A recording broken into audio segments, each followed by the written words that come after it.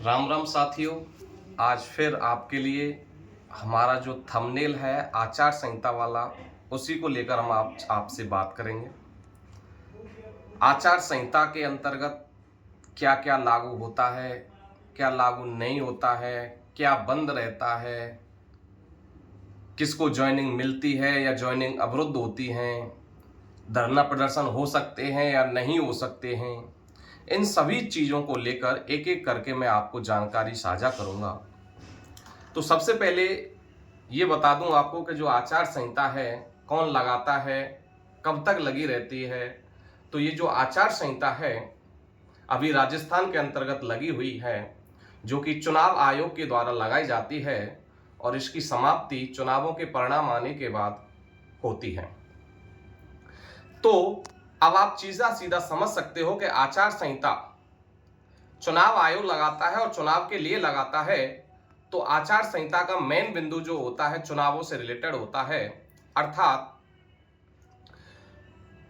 कोई भी ऐसे काम नहीं किए जा सकते जिससे लोक जीवन में लोगों को लुभाया जा सके धन के द्वारा,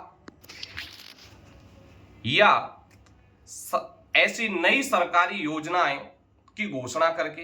तो इन चीजों पर पूर्णतः पाबंदी होती है।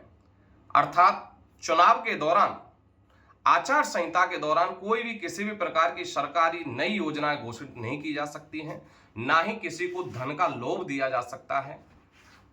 इसलिए, और दूसरी चीज धरना प्रदर्शन वाली बात हम बता दें तो धरना प्रदर्शन हम कर सकते हैं, उसके लिए एक नियम है।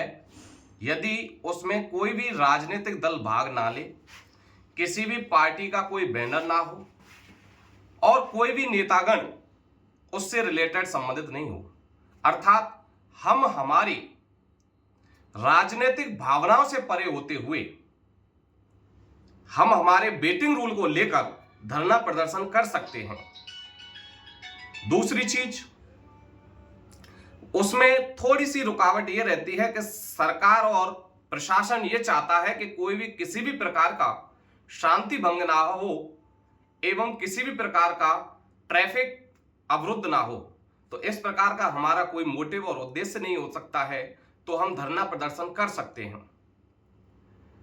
और ज्वाइनिंग वाली बात बता दूं तो हालांकि ज्वाइनिंग रुक जाती है, लेकिन जो भर्ती प्रक्रियाएं चल रही हैं, जिनके परिणाम आ चुके हैं और जिनकी कुछ की ज्वाइनिंग दी जा चुकी है, तो चुनाव आयोग से विशेष तौर पर अनुमति लेकर उनको ज्वाइनिंग प्रक्रिया दी जा सकती है, अर्थात ज्वाइनिंग दी जा सकती है। ये तो ज्वाइनिंग का मैटर हो गया।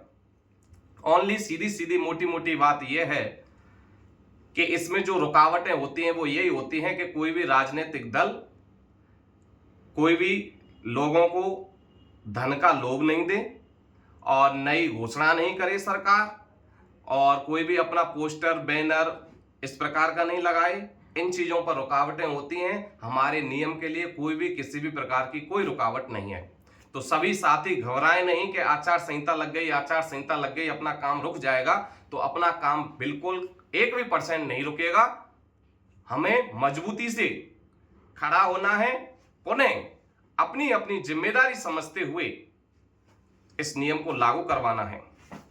तो आज का जो आचार संहिता का जो मुद्दा था वो मैंने आपको क्लियर बता चुका हूं। बहुत बहुत धन्यवाद। आप